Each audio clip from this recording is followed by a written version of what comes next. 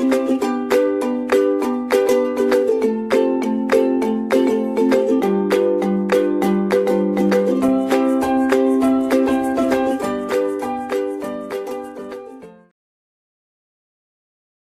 everyone, I am Dr. Shruti Pandey. I am working as assistant professor at Kite Group of Institutions, and today we are moving further, and today we will discuss about state space analysis. ठीक है, तो इसके पहली वाली class में what all we have studied about state space analysis. State space analysis में it defines the state of the system, कि कोई भी सिस्टम अगर है तो वो किस स्टेट में प्रेजेंट है. ठीक है, ये डिफाइन कोई भी डायनेमिक सिस्टम है ना, क्योंकि जो टाइम वैरिंग सिस्टम है उसकी स्टेट लगातार चेंज होती रहेगी. कभी उसमें कोई स्पीड होगी. मान लीजिए कोई सिस्टम है जिसकी स्पीड लगातार वैरी कर रही है, तो कभी उसकी स्पीड कुछ है, कभी कुछ है. ठीक है, तो इसलिए it defines the state of the system, कि अभी सिस्टम किस प्रेजेंट स्टेट में है. और डिसएडवांटेजेस ये पिछले उसमें देखे थे कि ट्रांसफर फंक्शन के डिसएडवांटेज, क्योंकि ट्रांसफर फंक्शन भी हम किसी सिस्टम के एनालिसिस के लिए ही यूज़ कर रहे थे और स्टेट स्पेस एनालिसिस भी हम किसी सिस्टम के एनालिसिस के लिए ही यूज़ कर रहे हैं. तो दोनों में डिफरेंस क्या है, क्या ज़रूरत है कि हम स्टेट स्पेस एनालिसिस यूज़ कर रहे हैं. तो इसको हम ब्रीफली देख चुके हैं कि transfer function was only suppose to be for linear system and time invariant system. Linear system और ऐसा सिस्टम जो टाइम के साथ लगातार वैरी नहीं कर रहा है, ऐसे सिस्टम्स के लिए होते थे ट्रांसफर फंक्शन. जबकि जो स्टेट स्पेस एनालिसिस है वो हम हर तरीके के सिस्टम के लिए कर सकते हैं, टाइम वैरिंग सिस्टम के लिए भी और नॉन लीनियर सिस्टम्स के लिए भी. नॉन लीनियर मतलब वही सुपरपोजिशन थ्योरम या फिर प्रिंसिपल ऑफ होमोजेनिटी और एडिटिविटी जो है ये फॉलो करते हैं, वो हुए लीनियर सिस्टम. जो नहीं करते हैं वो हुए नॉन लीनियर सिस्टम्स. ठीक है, फिर ट्रांसफर फंक्शन टेक्निक में multiple input multiple output difficult था, कि कई सारे इनपुट्स आ रहे हैं और उतने हर इनपुट के लिए अलग अलग आउटपुट चेक करना, वाई आउटपुट अपॉन या वाई अपॉन एक्स या आउटपुट अपॉन इनपुट. ठीक है, ये निकालना अलग अलग सिस्टम के लिए कुछ टफ था, ट्रबलसम था. इस वजह से हम स्टेट स्पेस एनालिसिस को यूज़ कर रहे हैं जो बना ही है multiple input multiple output system के लिए. और हमने एक डेफिनेशन देखी थी कि the state of the dynamic system. ठीक है, क्योंकि हम डायनेमिक सिस्टम की बात कर रहे हैं या फिर टाइम वैरिंग सिस्टम की बात कर रहे हैं, तो the state of the dynamic system is smallest set of variables. ठीक है, ये भी हमने देखा था कि हम कुछ उसमें वेरिएबल्स चूज करते हैं और वो वेरिएबल्स होते हैं जो लगातार टाइम के साथ वैरी कर रहे हैं. ठीक है, तो is the smallest set of variables such that the knowledge of these variables at the time t is equals to t0 together with the knowledge of the input. ठीक है, यानी t is equals to t0 पे उन variables की knowledge होनी चाहिए और साथ ही साथ ut यानी टाइम इनपुट की भी नॉलेज होनी चाहिए. And it completely determines the behaviour of the system for any time t greater than equal to 0. यानी ये दो कंडीशंस अगर सेटिस्फाई हो रही हैं या ये दोनों कंडीशंस की नॉलेज है, t is equals to t0 पे वेरिएबल्स क्या हैं, यानी चेंजिंग वेरिएबल, या अगर करंट ले रहे हैं, वोल्टेज ले रहे हैं स्टेट वेरिएबल को, तो चेंजिंग वोल्टेज चेंजिंग करंट की उस टाइम इंस्टेंट पे अगर करंट और वोल्टेज की रिस्पेक्टिव वैल्यूज पता है और इनपुट की वैल्यू पता है, तो किसी भी time t greater than equal to 0 पे हम उसका कंप्लीट बिहेवियर किसी भी सिस्टम का निकाल सकते हैं और वो जो वेरिएबल्स हैं उनको हम कहते हैं स्टेट वेरिएबल्स. ठीक है, तो ये एक ब्रीफ एनालिसिस हम कर चुके थे. इसके अलावा हमने देखा था कि अभी तक हमने सिस्टम्स को कैसे कैसे पढ़ा है. एक ट्रांसफर फंक्शन मॉडल पढ़ा है. ठीक है, output upon input with Laplace transfer initial conditions equals to 0. तो Laplace of output upon input with initial condition is equals to 0. ये एक तरीका पढ़ा है इसके पहले, जिससे हम किसी भी सिस्टम का एनालिसिस करते हैं ट्रांसफर फंक्शन की मदद से, उसका बिहेवियर, उसके कैरेक्टरिस्टिक्स को फाइंड करने की कोशिश करते हैं, जिससे हम फर्दर उसे एप्लीकेशंस में यूज़ कर सकें. दूसरा तरीका पढ़ा था डिफरेंशियल मेथड. ठीक है, ये आपने मैथमेटिक्स में पढ़ा है कि क्यूबिक इक्वेशन है dy cube upon dt cube. ठीक है, ये लगातार इक्वेशन है, इससे y की वैल्यू को फाइंड करते हैं और फाइंड करके इसका किसी भी सिस्टम, जिस भी सिस्टम की वो डिफरेंशियल इक्वेशन दे रखी है, उस सिस्टम के कैरेक्टरिस्टिक्स और को जानते हैं इस मॉडल से. इसी तरीके से इलेक्ट्रिकल नेटवर्क है. नेटवर्क में भी आप देखते हैं एक R, L और C. ठीक है, ये तरीका, ये कोई नेटवर्क दे रखा है, इस नेटवर्क से की भी हम अलग अलग तरीकों से इसका एनालिसिस करते हैं. और चौथा हो गया सिग्नल फ्लो ग्राफ. ठीक है, ट्रांसफर फंक्शन की तरह सिग्नल फ्लो ग्राफ भी है, जिससे हम किसी भी सर्किट, सिस्टम का बिहेवियर और एनालिसिस बता सकते हैं। ठीक है, तो ये जितने भी तरीके हैं इन सब को अब हम देखेंगे स्टेट मॉडल फॉर्म में। स्टेट मॉडल फॉर्म मतलब x dash is equals to ax plus bu, y dash is equals to cx plus du form में, जहाँ पे x डैश, सॉरी ये y डैश नहीं है y है, जहाँ पे x डैश हो गया स्टेट वेरिएबल का डिफरेंशियल पार्ट, और ये जो x है ये हुआ स्टेट वेरिएबल, a हो गया स्टेट मैट्रिक्स, b हो गया इनपुट, तो b वाली मैट्रिक्स जो ये होगी इनपुट मैट्रिक्स, C हो गया ये भी है स्टेट वेरिएबल ही, पर क्योंकि ये आउटपुट में आ रहा है तो ये हो गई आउटपुट मैट्रिक्स, और ये वापस से इनपुट ये हो गई ट्रांजिशन मैट्रिक्स। ठीक है, तो ये स्टेट मॉडल फॉर्म है, x dash is equals to ax plus bu, y is equals to cx plus du। ये एक ऐसा फॉर्म है जिससे हम किसी भी सिस्टम का बिहेवियर, है ना, ये सब अलग अलग मैट्रिक्स है, पिछली क्लासेस में किया है, इन सब मैट्रिक्स की मदद से हम किसी भी सिस्टम का बिहेवियर निकाल सकते हैं। ठीक है, अब स्टेट मॉडल, इसमें सबसे पहली जो है वो ये वाला पार्ट देख रहे हैं कि डिफरेंशियल मॉडल। ठीक है, डिफरेंशियल मॉडल से हम स्टेट मॉडल कैसे निकाल सकते हैं। ठीक है, तो मान लेते हैं कोई भी सिस्टम, इसकी डिफरेंशियल इक्वेशन ये दे रखी है, d cube y upon d t cube plus 5 d square y upon d t square plus 4 d y by d x minus 2 y is equals to u. ठीक है, होमोजेनस नॉन होमोजेनस बाद में देखेंगे कौन सी इक्वेशन है। ठीक है, बाकी अभी अगर ये इक्वेशन दे रखी है डिफरेंशियल फॉर्म में, ठीक है, और इसका ट्रांसफर फंक्शन निकालना है, या सॉरी इसका स्टेट स्पेस निकालना है, तो ये क्या है 3 टाइम्स हो रहा है, 3 टाइम्स डिफरेंशियल हो रहा है y का, तो y ट्रिपल डॉट प्लस 5, ये 2 टाइम्स हो रहा है तो 5 डबल डॉट प्लस ये single dot minus 2y is equals to u। ठीक है, अब आते हैं स्टेट स्पेस वाले पार्ट पे। अगर इस वाले y को हमने x1 ले लिया, ठीक है, y की वैल्यू अगर x1 ले ली तो ये y डैश क्या हो जाएगा, ठीक है, y डैश क्या हो जाएगा, x1 डैश हो जाएगा, x1 डैश जिसको हम x2 भी लिख सकते हैं, देखिए इधर मैंने लिखा हुआ है x2 भी लिख सकते हैं। अगर ये y डबल डैश है, y डबल डैश है, तो y डबल डैश को हम क्या क्या लिख सकते हैं, x1 डबल डैश और x2 डैश, या फिर कोई कंपोनेंट x3, ठीक है, कोई कंपोनेंट x3 लिख सकते हैं। और इसी तरीके से जो ट्रिपल डैश है, y ट्रिपल डॉट है, y ट्रिपल डॉट को क्या लिख सकते हैं, x1 ट्रिपल डॉट या फिर x2 डबल डॉट या फिर x3 डॉट। ठीक है, तो या फिर x3 डॉट, तो ये हमने यहाँ पे निकाल लिया।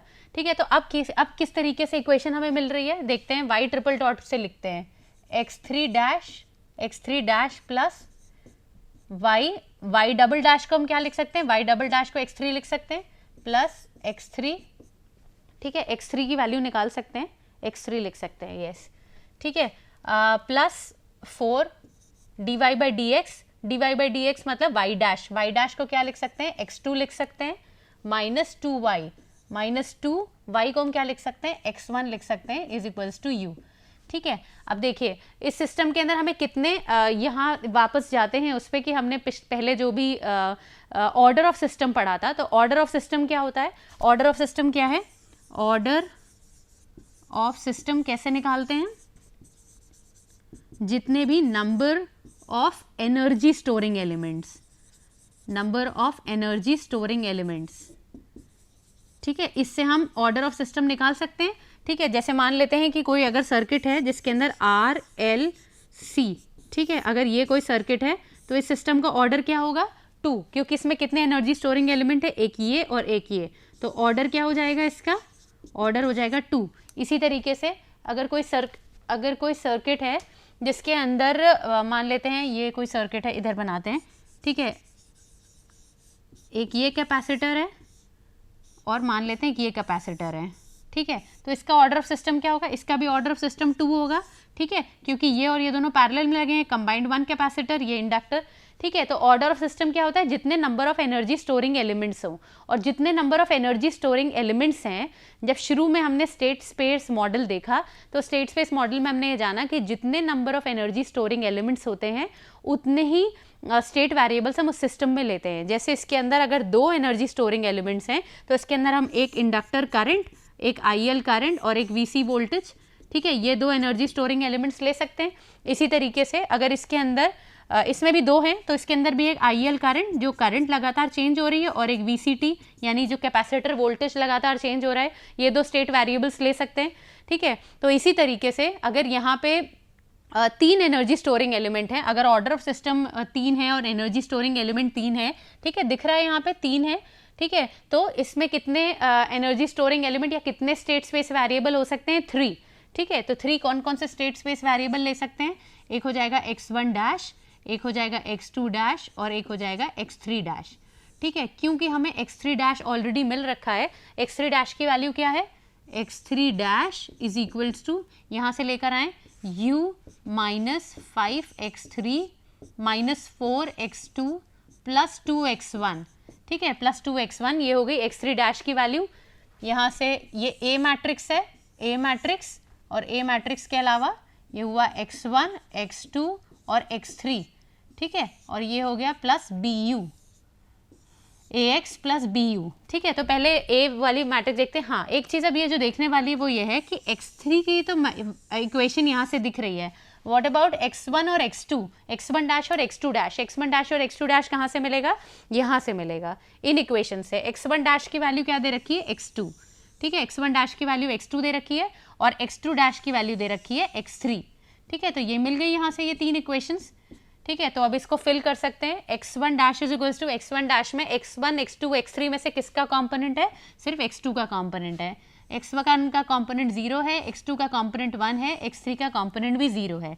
इसी तरीके से x2 डैश इक्वेशन के अंदर x3 का कंपोनेंट है, तो x2 डैश के अंदर x1 का कंपोनेंट 0 है, x2 का कंपोनेंट 0 है और x3 का कंपोनेंट 1 है। इसी तरीके x3 डैश के अंदर किसके किसके कंपोनेंट है, x1 का कंपोनेंट है ये हो गई वैल्यू 2, x2 का कंपोनेंट है -4 और x3 का कंपोनेंट है -5। ठीक है, तो ये हो गई A मैट्रिक्स।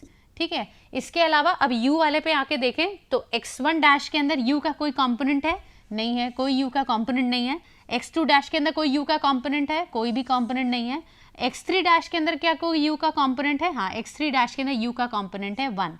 ठीक है, तो हमें दिख रही है। हम लोग ये कर क्या रहे थे, हम कर रहे हैं कोई भी होमोजेनस या नॉन होमोजेनस या जो भी कोई भी डिफरेंशियल इक्वेशन अगर दी है तो डिफरेंशियल इक्वेशन भी हम पढ़ते हैं किसी सिस्टम के एनालिसिस करने के लिए। Differential equation basically mathematical model है या मैथमेटिकल मॉडलिंग में आता है किसी भी सिस्टम का एनालिसिस करने के लिए। तो उसका अगर स्टेट स्पेस निकालना है या उसका अगर स्टेट मॉडल निकालना है तो यही स्टेट मॉडल यही होता है, x dash is equals to ax plus bu और y is equals to cx plus du। ठीक है, तो ये इसका मॉडल निकल आएगा। ये क्या, ये कितनी वैल्यूज आ गई, x dash is equals to ax plus bu। ठीक है, यहाँ से आ गया। अब आते हैं y पे। ठीक है, y की इक्वेशन देखते हैं। y के लिए क्या कर सकते हैं, ये देखिए, ये जो है ये इक्वेशन दे रखी है y की वैल्यू क्या दे रखी है, x1। तो y क्या होता है, y is equals to dx plus cu। ठीक है, तो y के अंदर दिख रहा है कि u का तो कोई कंपोनेंट है ही नहीं, तो ये वाला पार्ट तो वैसे भी 0 हो जाएगा। x का कंपोनेंट है और x में भी x1 है, तो y इज इक्वल्स टू एक मैट्रिक्स ये, और ये क्या हो जाएगी, x1 x2 और x3। ठीक है, x1 x2 x3, जिसमें से किसका कंपोनेंट हमारे पास सिर्फ x1 का, तो यानी ये हो गया 1 और x2 और x3 का कंपोनेंट हो गया 0। तो अब हमें दो मैट्रिक्स मिल गई हैं, एक मिल गई है y वाली मैट्रिक्स भी। ठीक है, ये मिल गई y वाली मैट्रिक्स भी, cx प्लस du, और du क्योंकि cx प्लस du है, सॉरी, cx प्लस du, तो जिसमें से du वाला कंपोनेंट 0 है क्योंकि आउटपुट के ऊपर किसी भी तरीके से इनपुट की डिपेंडेंसी नहीं है। ठीक है, तो इस वजह से ये du वाला कंपोनेंट 0 हो गया। cx में इनपुट स्टेट मैट्रिक्स पे डिपेंड कर रहा है, किन फैक्टर्स के साथ या किस मैट्रिक्स के बेसिस पे, 1 0 0, यानी ये C मैट्रिक्स हो गई। ठीक है, तो इसी तरीके से अगर कोई भी ये क्वेश्चन, ये जो है ये बहुत ज़्यादा गेट में पूछा जाता है ये तरीके के क्वेश्चंस कि डिफरेंशियल इक्वेशन दे रखी रहती है, होमोजेनस नॉन होमोजेनस। हाँ, अगर यहाँ पे यही वाला कंपोनेंट यहाँ पे तो 1 है, ये अगर कोफिशिएंट 1 नहीं होता तो जो भी होता इसे हम 1 के फॉर्म में ही करते, और 1 के फॉर्म में करने के लिए इसको कॉमन ले लेते और कॉमन लेने के बाद u के नीचे चला जाता है ये, तो जहाँ जहाँ पे इनपुट्स आते वहाँ पे u अपॉन वो वाला फैक्टर नज़र आता। ठीक है, तो जब भी कोई डिफरेंशियल इक्वेशन दे रखी है उससे अगर स्टेट मॉडल निकालना है, स्टेट मॉडल क्योंकि हमने अभी तक ये जाना कि स्टेट मॉडल सबसे बेस्ट तरीका है किसी भी सिस्टम का बिहेवियर एनालिसिस करने के लिए, तो हम होमोजेनस इक्वेशन की मदद से वो निकाल सकते हैं। ठीक है, नेक्स्ट देखते हैं state model for transfer function model. ठीक है, तो ट्रांसफर फंक्शन मॉडल है, अगर कहीं पे भी कोई स्टेट मॉडल दिया हुआ है, पहले वाई से उल्टा देखते हैं कि अगर कहीं स्टेट मैट्रिक्स दी हुई है, अभी हम इसके बाद उल्टा भी जाएंगे, अगर कहीं स्टेट मैट्रिक्स दी है और उससे अगर ट्रांसफर फंक्शन निकालना है, ठीक है, तो मान लेते हैं अगर ये दी हुई है x dash is equals to ax plus bu और y is equals to c x plus D u. अगर ऐसी कोई इक्वेशन दे रखी है तो डिराइव करके देख लेते हैं। बात क्या हो रही है कि गिवन क्या है यहाँ पे, अभी क्या देख रहे हैं कि गिवन क्या है यहाँ पे, गिवन है स्टेट स्पेस। ठीक है, स्टेट स्पेस मॉडल मतलब ए मैट्रिक्स दे रखी है, बी दे रखी है, सी मैट्रिक्स दे रखी है और डी दे रखी है। ठीक है, और क्या पता है हमें, स्टेट वेरिएबल्स पता है। ठीक है, स्टेट वेरिएबल्स पता है। ठीक है, यही मिलके कंप्लीट स्टेट मॉडल हो गया, यही है complete state model. Complete state model. ठीक है, अगर ये कंप्लीट स्टेट मॉडल दे रखा है और निकालना क्या है, टू फाइंड, ठीक है, to find transfer function of system. ठीक है, यानी आउटपुट अपॉन इनपुट। ठीक है, आउटपुट अपॉन इनपुट, या सॉरी इनपुट तो यू से हम मान रहे हैं, आउटपुट अपॉन इनपुट, क्योंकि यहाँ पे तो एक्स जो है वो स्टेट वेरिएबल है,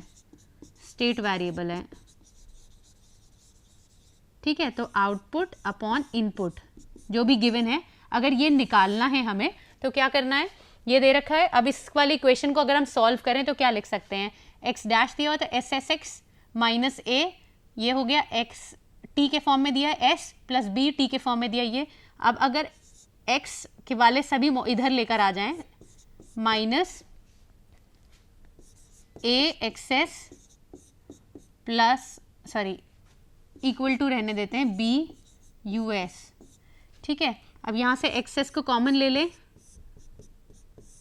एस, क्योंकि ये सिर्फ एक फैक्टर है और किसी फैक्टर को किसी मैट्रिक्स के साथ अगर माइनस करना है तो उसके लिए एक आइडेंटिटी मैट्रिक्स को मल्टीप्लाई करना पड़ता है। ठीक है, तो आइडेंटिटी मैट्रिक्स मतलब एस आई माइनस ए, ठीक है, is equals to b U S. ठीक है, अब यहाँ से इसकी वैल्यू क्या निकाल सकते हैं हम, किसकी, यूएस की वैल्यू निकालनी है, या एक्सेस निकालते हैं पहले। X S is equals to, sorry D equal नहीं होगा, एक्सेस कॉमन ले लिया, S I minus A is equals to B. ठीक है, अब ये क्या आएगा, B U S upon S I minus ए। ठीक है, इससे और क्या लिख सकते हैं, B you S I minus A inverse. ठीक है, यहाँ से वैल्यू आ गई एक्सेस की, और यहीं अगर यूएस की वैल्यू निकालनी हो तो क्या हो जाएगा, यूएस क्या हो जाएगा, एक्सेस एस आई माइनस ए, ये इधर ऊपर चला गया, अपॉन बी। ठीक है, ये वैल्यू निकल जाएगी। नेक्स्ट देख लीजिए, तो y s upon u s की वैल्यू अगर निकालनी है, वाई की भी वाई मैट्रिक्स बची हुई है अभी, तो वाई मैट्रिक्स क्या होगा, सी इंटू एक्सेस। ठीक है, इसको अगर हम इस फॉर्म में लिखें, नेक्स्ट स्लाइड में जगह है। ठीक है, अगर इसको इस फॉर्म में लिखें, C X S Y S is equals to C X S plus D U S. ठीक है, तो अगर इसमें दोनों में से कोई भी इक्वेशन डाल लें, क्योंकि हमें y s upon u s चाहिए, तो हम यहाँ पे यू एस वाली रहने देते हैं वैल्यू, वाई एस लिख लेते हैं, x s is equals to C, x s की वैल्यू क्या आ रही है, एक्सेस हमने कहाँ निकाला, यहाँ, c b U S upon S I minus a plus D U S. ठीक है, तो इससे जब यूएस वाला पार्ट इधर कॉमन लेकर आएंगे, ये वाला यूएस पार्ट और ये वाला यूएस पार्ट जब ये कॉमन लेकर आएंगे तो क्या आएगा, s I minus A inverse b, ठीक है, प्लस डी। तो इसकी वैल्यू क्या निकल के आएगी, c S I minus A inverse b plus d. ठीक है, ये आई कंप्लीट मैट्रिक्स। ठीक है, तो यानी अगर कभी भी स्टेट इक्वेशंस दी हुई हैं, यानी a b c d parameters दिए हैं, दिख रहे हैं आपको, अगर वाई अपॉन इनपुट निकालना है, आउटपुट अपॉन इनपुट, तो सी देना चाहिए, बी ए और डी सभी पता हो, सारे स्टेट वेरिएबल्स, और इसके अलावा state variables sorry state matrix के जितने भी कॉम्पोनेंट्स हैं, जो भी कॉन्स्टेंट्स हैं वो पता हो अगर, तो हम इसकी मदद से transfer function y s upon u s निकाल सकते हैं।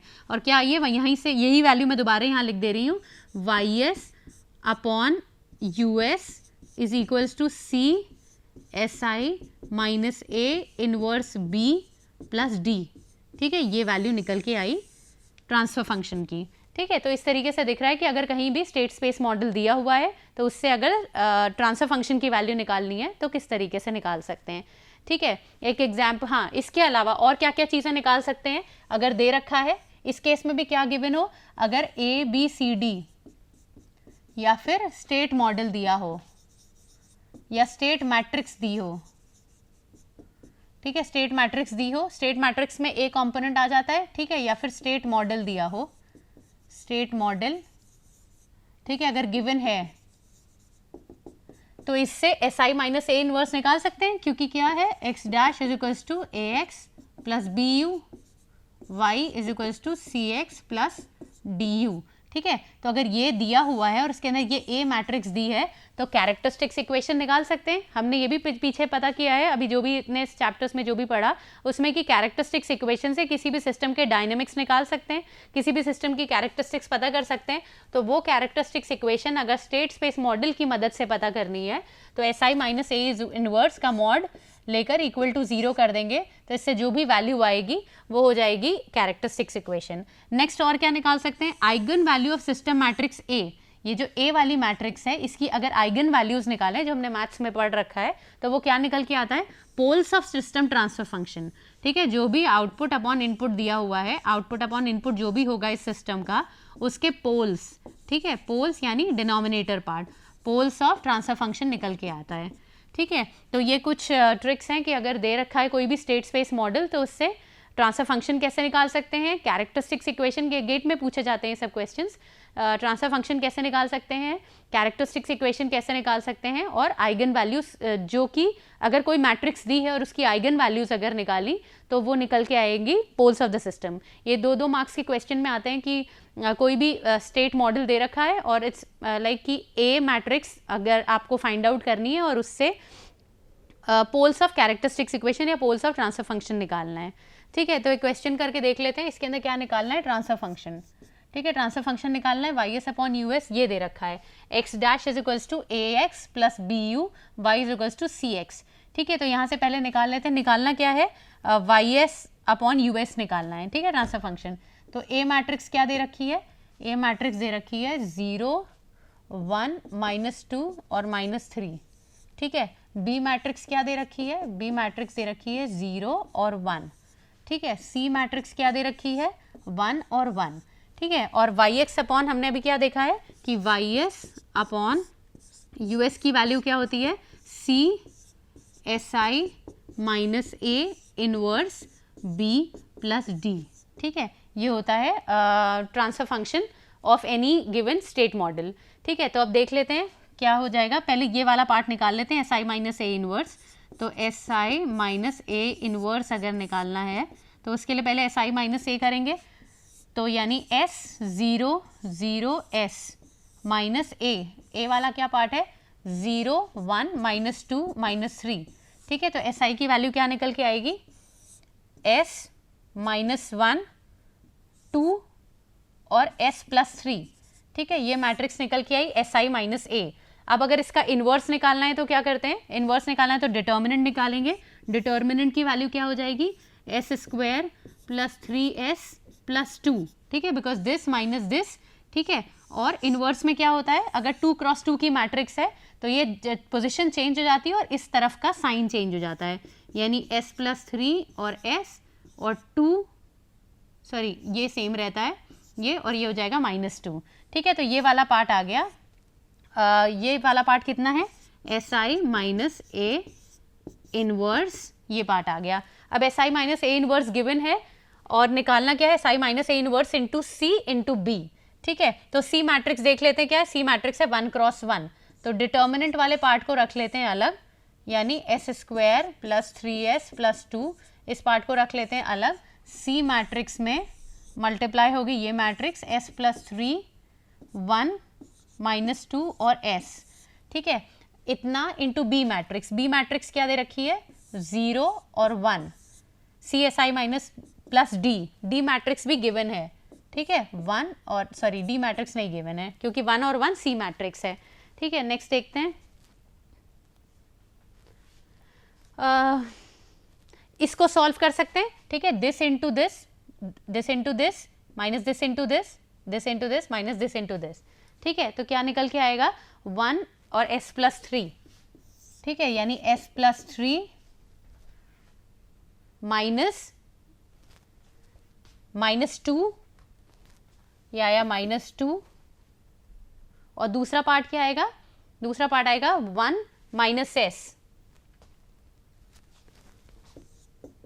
1 माइनस s, ठीक है। तो क्या हुआ s प्लस 1 और 1 माइनस s, ये वाली मैट्रिक्स क्या, इतना, ये कितना कंप्लीट पार्ट हुआ, c S I minus a inverse, ठीक है, इतना पार्ट कंप्लीट हो गया। ये इसमें डिटर्मिनेंट और मल्टीप्लाइड है s square plus 3s plus 2, ठीक है। इसके अंदर और कौन सी, C S I minus A inverse B matrix क्या गिवन है 0 1, ठीक है, ये बी मैट्रिक्स है 0 1, ठीक है। तो इसे कंप्लीट सॉल्व करने के बाद y s upon u s की जो भी वैल्यू निकाल के आएगी, ठीक है, इसे सॉल्व कर सकते हैं, और करने के बाद that will be transfer function of state model given,